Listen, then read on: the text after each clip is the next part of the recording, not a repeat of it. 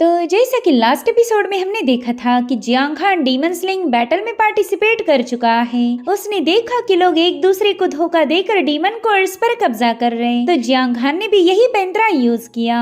वो कुछ कल्टीवेटर्स की कोर छीन लेता है और इसी दरमियान उसकी यूलान और साओ जिनशी से मुलाकात हो गई। इन दोनों की सीनियर्स के पास ढेर सारी कोर्स थी, तो जियांग खान उनसे वो कोर्स हासिल करके फाइनल राउंड में पहुंचना चाहता था।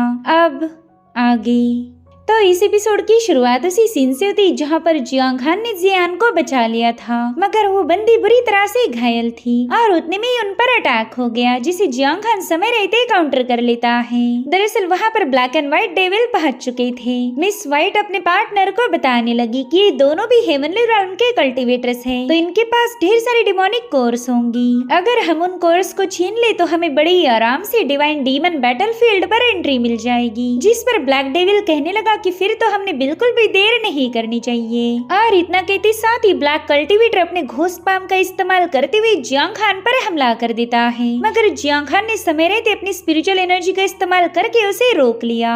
यहाँ पर इन दोनों की बैटल शुरू हो गई थी। ब्लैक डेविल कहने लगा कि तुम तो रीइंकार्नेशन रेल्म के कल्टीवेटर हो, मगर फिर भी मेरे अटैक को काफी अच्छे से काउंटर कर लिया। सो यहाँ पर जियांग खान उसके मुसलसल किए जाने वाले हमलों को काउंटर कर रहा था। उसने अपने ब्रह्मा सोर्ड का भी इस्तेमाल किया, मगर उसे पता है कि ये दोनों कल्टीवेटर्स काफी ज्यादा स्ट्रॉन्ग अपोनेंट हैं और वो ज्यादा देर तक उनके सामने टिक नहीं पाएगा।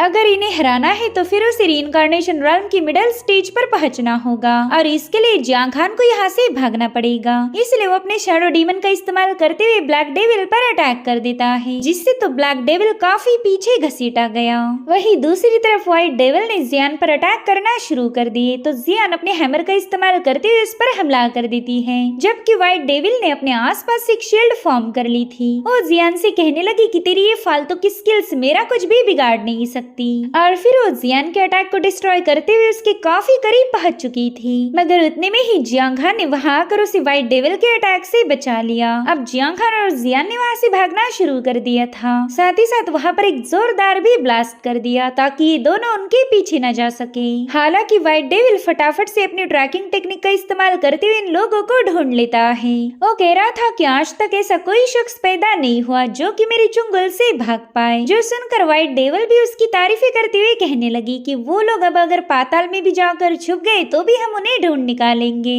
इधर जियांग खान जियान को लेकर काफी दूर आ चुका था। वो कहता है कि हमने सबसे पहले तुम्हारी इंजरीज को हील करना चाहिए, उसके बाद ही आगे की प्लानिंग बनाएंगे। और इस तरह से ये लोग एक केव में पहुंच जाते हैं, जहाँ पर रेड मैरो बीस्ट के ढेर सारे अंडे थे। जियांग खान कह रहा था कि जब तक हम इन अंडों को डिस्टर्ब नहीं करेंगे ये हम पर अटैक नहीं करने वाले। वहीं पर जियान की हालत और भी ज्यादा खराब हो चुकी थी, तो जियांग खान ने फटाफट से उसे हील करना शुरू कर दिया। जियान उससे कह रही थी कि वो दोनों लोग काफी ज्यादा पावरफुल है, उन्हें हमारा लोकेशन ढूंढने में ज्यादा वक्त नहीं लगेगा। अगर वो यहाँ आ गए तो पता नहीं हम उनका मुकाबला कैसे करेंगे। जिस पर जियांग खान जवाब देते हुए बताने लगा कि तुम उनकी फिक्र बिल्कुल मत करो, मेरे पास ढेर सारी डिमोनिक कोर्स है, मैं उन्हें रिफाइन करके ब्रेक थ्रू कर सकता हूँ। उसके बाद तो उन दोनों को हराना बिल्कुल भी मुश्किल नहीं होगा। तभी डियानियो कहने लगी कि डीमन कोर्स के बिना तो हम डिवाइन डीमन बैटलफील्ड पर नहीं जा पाएंगे, तो फिर यहाँ आकर हमारा कोई फायदा नहीं हो सकता। तो जियांग खान कहने लगा कि वो दोनों हेवनली रेल्म के थर्ड स्टेज वाले कल्टीवेटर्स हैं, उनकी पावर को देखकर ही पता चलता कि उनके पास ढेर सारी डिमोनिक कोर्स होंगी, तो उन्हें हराने के बाद हम उनकी सारी कोर्स पर कब्जा कर लेंगे। तब तक जियान की इंजरीज भी हील्ड हो गई। वो जियांग खान को समझा रही थी कि डीमन कोर्स में बहुत ही भयानक एनर्जी पाई जाती,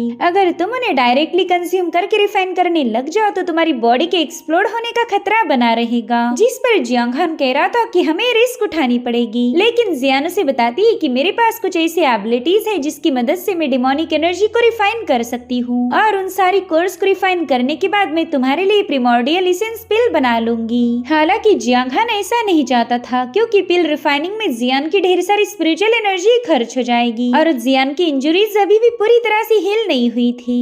मगर जियान उससे कहने लगी कि तुमने हमेशा मेरी हिफाजत की है, तो प्लीज इस बार मुझे भी तुम्हारी मदद करने का मौका दो। सो फाइनली जियांग खान ने उसकी बात मानकर उसकी सारी डीमन कोर्स जियान के हवाले कर दी। यहाँ पर जियान ने अपनी रिफाइनिंग प्रोसेस को शुरू किया और वहीं पर जियांग खान भी कल्टीवेट करने में बिजी था। जियान ने 9 डीमन एसेंस कन्वर्जेंस टेक्निक का यूज किया था, साथ ही साथ वो इसमें स्पिरिट एसेंस रोटेशन का भी यूज करती है ताकि प्रिमोर्डियल एसेंस एक जगह पर जमा हो जाए। जाए। हालांकि जियान घायल होने की वजह से उसे ये प्रोसेस बीच में ही रोकनी पड़ गई, मगर वो बंदी हार मानना नहीं चाहती थी। अगर वो ये पिल रिफाइन कर पाई तभी जाकर जियांग हान ब्रेक थ्रू कर अपने दुश्मनों का मुकाबला कर पाएगा। लेकिन एक बार फिर से वो रिफाइनिंग प्रोसेस रुक जाती है, क्योंकि जियांग हान की सारी कोर्स मिलाकर भी एक इसेंस पिल बन नहीं पा रही थी। तो जियान ने अपने भी हिस्से की सारी डिमोनिक कोर्स उस कोल्ड रन में ऐड कर दी। जो देख टियानी उससे कहती है कि अब तो तुम्हारे पास कोई भी कोर बाकी नहीं बची, तुम तो डिवाइन डीमन बैटलफील्ड पर नहीं जा पाओगी। जिस पर जियान कहने लगी कि मुझसे ज्यादा तो जियांग हान का वहाँ पर जाना जरूरी है। और उतने में ही वो केव शेक होने लगती है, यानी कि वो 2 कल्टीवेटर्स वहाँ पर पहुंच चुके थे।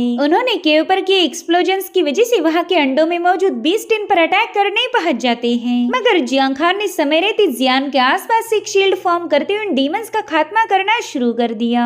और वहीं पर जियान ने अपनी ढेर सारी स्पिरिचुअल एनर्जी दाव पर लगा दी, जिससे फाइनली वो पिल फॉर्म हो चुकी थी।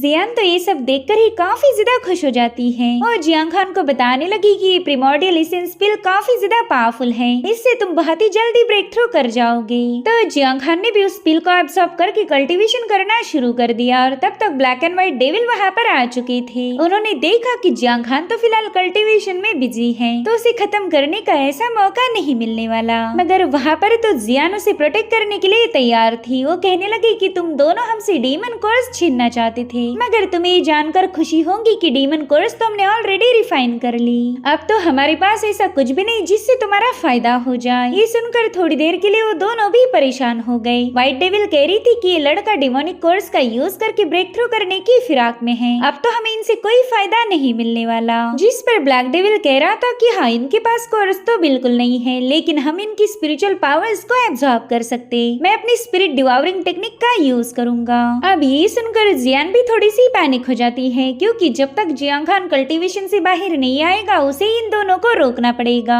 और उतने में ही उस बंदे ने अपनी डिमोनिक स्कल्स का इस्तेमाल करते हुए जियान पर चारों ओर से अटैक करना शुरू कर दिए। लेकिन जियान बड़ी तेजी के साथ उन स्कल्स को क्रश करने लगी। इतना ही नहीं, उसने तो अपनी पावर्स का इस्तेमाल करते हुए वहाँ पर एक जोरदार धमाका कर दिया। जो देखो बंदा कह रहा था कि लड़की तुम तो बेवजह अपनी पावर्स को जाया कर रही, क्या तुम्हें वाकई लगता है कि तुम्हारी ये फालतू ट्रिक्स मुझे रोक पाएगी? उतने में ही व्हाइट डेविल उसे बताती है कि ये बंदी हमसे फाइट करना नहीं चाहती, बल्कि ये तो बस हमारा समय बर्बाद कर रही ताकि तब तक इसका साथी ब्रेक थ्रू कर जाए। यहाँ पर जियान ने अपना एक फॉर्मेशन एक्टिवेट कर लिया था और फिर उस बंदे के अटैक को काउंटर करने लगती है, मगर वो काफी ज्यादा थक चुकी थी। जो देख ब्लैक डेविल कहता है कि मैंने तो बस मेरी एक ही मूव का यूज किया था और उतने से ही तुम्हारी एनर्जी तो पूरी तरह से अनस्टेबल हो गई, शायद तुम्हारी पुरानी इंजरीज अभी तक ठीक से हील नहीं हुई। जिस पर जियान कह रही थी कि भले ही मैं घायल हूँ, लेकिन मुझ में इतनी ताकत बची है कि तुम दोनों का भरता बना दूं। और इतना कहते साथ ही जियान ने बड़े कुल अंदाज में अपना हैमर उनकी तरफ थ्रो कर दिया,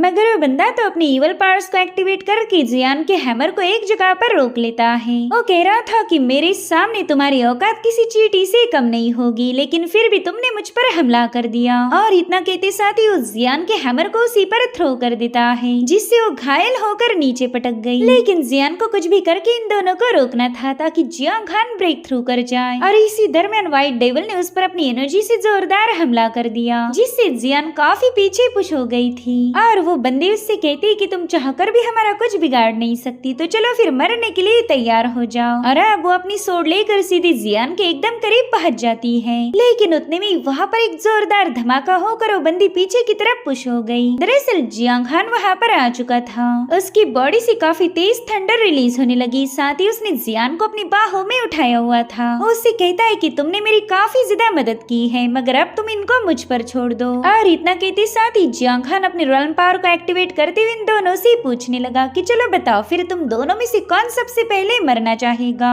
यहाँ पर जियांग हान की बॉडी से काफी स्ट्रॉन्ग एनर्जी फ्लक्चुएशंस रिलीज हो रहे थे। इधर व्हाइट डेविल तो हैरान होते हुए कहने लगी कि आखिर ये बंदा रीइंकार्नेशन की 5वीं लेवल पर होके भी इसके पास स्पिरिट विल कहाँ से आ गया। जिस पर उसका पार्टनर बताने लगा कि ये स्पिरिट विल इसे जरूर से इसके मास्टर से मिला होगा और इसने फेक केओस बॉडी को कल्टीवेट एक्टिवेट किया। अगर इसके असली कल्टीवेशन लेवल की बात की जाए तो ये बस रिइंकार्नेशन की 7वीं लेवल पर होगा। जो सुनकर व्हाइट डेविल भी खुश हो गई। वो कह रही थी चलो ये तो बढ़िया हो गया, इसे मारना अब ज्यादा मुश्किल नहीं होने वाला। और फिर वो तुरंत ही जियांग खान पर हमला करने पहुंच गई। मगर जियांग खान तो ऑलरेडी साइड में हट चुका था। यहाँ पर वो बंदी जियांग खान पर अटैक करने की कई सारी कोशिशें करती है, लेकिन जियांग खान ने उन्हें डॉज करते हुए सीधे उस पर एक जोरदार पाम अटैक हिट कर दिया, जिससे वो बंदी काफी पीछे पुश हो गई। और जियांग खान से कह रही थी कि शायद मैंने तुम्हें अंडर एस्टिमेट करके गलती कर दी। और अब यहाँ पर उसने अपनी सोल रिपर सोर्ड टेक्निक को एक्टिवेट कर दिया, जिससे वहाँ पर एनर्जी का एक बड़ा सा पोर्टल ओपन होकर उसमें से सोल रिपर सोर्ड बाहर आने लगी। तो जियांग खान ने भी अपनी फ्लेम ड्रैगन स्काई ब्रेकर को एक्टिवेट करते हुए उसकी सोर्ड को डिस्ट्रॉय कर दिया। और अब जियांग खान अपने ब्रह्मा सोर्ड को उसकी तरफ थ्रो कर देता है। उस बंदी को कुछ समझ आ पाई इससे पहले वो जियांग खान के अटैक से घायल हो गई। ब्लैक डीमन अपनी महबूबा को संभाल ही रहा था कि उतने में उसकी पूरी बॉडी वैनिश हो गई, जिससे तो बंदा जियांग खान पर काफी ज्यादा भड़क गया था। वो तो बस अपने डार्लिंग का रिवेंज लेना चाहता है, तो उसने फटाफट से ब्लैक वाटर डोमेन को एक्टिवेट कर दिया। उसके ऐसा करते साथ ही जियांग खान एक डोमेन में ट्रैप हो जाता है। वो समझ गया था कि इस बंदे की डिवाइन एबिलिटी होगी। सब जियांग खान इसमें पूरी तरह से ट्रैप हो गया, यानी कि ब्लैक डेविल उसे जब चाहे तब मार सकता था। साथ ही जियांग खान ने नोटिस किया कि वो अपनी जगह से बिल्कुल भी मूव नहीं हो पा रहा। तभी ब्लैक डीमन उसकी तरफ आगे बढ़ने लगता है। इधर जियांग खान दिल ही दिल में सोचने लगा कि मैंने इस ब्लैक वाटर डोमेन के बारे में पढ़ा हुआ था, मैं इसमें बिल्कुल भी मूवमेंट नहीं कर पाऊंगा। और उतने में ही ब्लैक डेविल उस पर अटैक करने के लिए आगे बढ़ता है। तो जियांग खान अपने ब्रह्मा ब्लेड से उस पर हमला कर चुका था, लेकिन उसने देखा कि उसकी ब्रह्मा ब्लेड तो इस बंदे को बिल्कुल भी घायल नहीं कर पाई, क्योंकि इसके पास वज्रा बॉडी थी। साथ ही ब्लैक डेविल उसे बताने लगा कि तुम मुझे घायल नहीं कर पाओगे, क्योंकि मेरी बॉडी 9999 वज्रा पील से फोर्ज की गई है, तो तुम्हारे जैसे कचरे का डिब्बा उसे ब्रेक नहीं कर पाएगा। भले ही तुमने मेरे पार्टनर के साथ काफी आसानी से निपट लिया, लेकिन मुझसे डील करना तुम्हारे लिए मुश्किल होगा। और इतना कहते साथ ही ब्लैक डेविल ने जियांग खान पर अटैक कर दिया, मगर तभी जियांग खान के शैडो डीमन ने उसके हमले को काउंटर करना शुरू कर दिया था। उन दोनों में एक जोरदार क्लैश हो गया। वेल, इस बंदे को पता ही नहीं कि शैडो डीमन पर किसी भी टेक्निक का असर नहीं होता, और इसी वजह से शैडो डीमन उस बंदे पर पूरी तरह से हावी हो चुका था। इन सारे एबिलिटीज को देखकर ब्लैक डेविल काफी ज्यादा कंफ्यूज हो गया। उसे समझ नहीं आ रहा था कि आखिर ये लड़का है कौन और इसके पास इतनी भयानक एबिलिटीज कहां से आ गई। मेरे ख्याल से इस बार मैंने गलत बंदे से पंगे लिए हैं। ये ऑलरेडी मेरी पार्टनर को खत्म कर चुका, लेकिन मैं इसके हाथों नहीं मरना चाहता। इसलिए वो फटाफट से अपनी ब्लैक वाटर डोमेन को तुरंत ही वैनिश करते हुए वहाँ से भाग निकलता है। मगर जियांग खान ने अपनी फायर डीमन सोर्ड को इसे खत्म करने का हुक्म दिया, जो सुनते साथ ही फायर डीमन सोर्ड बड़ी तेजी के साथ जाकर उस बंदे के आर पार घुस गई, जिसके चलते ब्लैक डेविल का काम यहीं पर तमाम हो गया। तो इस तरह से जियांग खान ने अपने अपोनेंट से निपट लिया था। साथ ही साथ वो ब्लैक डेविल के डीमन कोर्स लेकर जियान को दे देता है, क्योंकि वो जानता था कि जियान ने अपनी सारी पिल्स रिफाइनिंग में यूज की है। सब यहाँ पर जियांग खान ने कंसीलमेंट बैरियर सेटअप कर दिया, जिसे तो कोई पावरफुल से पावरफुल कल्टीवेटर भी आसानी से ब्रेक नहीं कर पाएगा। इतना ही नहीं, ये बैरियर जियान के ऑरा को भी कंसील कर देगा, ताकि वो इस केव में है ये बात किसी और को पता न चले। और जियान से कह रहा था कि तुम यहीं पर रुक कर अपनी इंजरीज को हील करो, और तब तक मैं थोड़ी देर में वापिस आ जाऊंगा। मुझे कुछ डिमोनिक कोर्स हासिल करनी पड़ेगी, तभी जाकर मैं डिवाइन डीमन बैटलफील्ड पर एंटर कर सकता हूँ। जो सुनते साथ ही जियान भी उसके साथ जाने की जिद करने लगी, क्योंकि वो बिल्कुल नहीं चाहती थी कि जियांग खान किसी खतरे में पड़ जाए। हालांकि जियांग खान ने उसे साथ आने से मना कर दिया। वो कह रहा था कि तुम अगर यहाँ पर सेफ रहोगी तो मैं भी दुश्मनों के साथ फ्रीली फाइट कर पाऊंगा। तो जियान भी उसकी बात मान जाती है। साथ ही जियांग खान ने अपने ब्रह्मा ब्लेड को भी जियान के पास छोड़ दिया, ताकि मुसीबत के वक्त ये ब्लेड जियांग खान को खबर देने पहुंच जाएगी। और अब जियांग खान वहाँ से जाने वाला था कि तभी उतने में ही जियान ने सीधे जाकर उसके होठों पर किस कर लिया। सो यहाँ से हमारे हीरो की लव स्टोरी शुरू हो चुकी। वो जियान को काफी ज्यादा पसंद करता था, तो इसी वजह से जियान भी उसे किस करने की हिम्मत जुटा पाई। और इसी के साथ एपिसोड यहीं पर एंड हो जाता है। Thank you so much for watching. Bye bye, take care.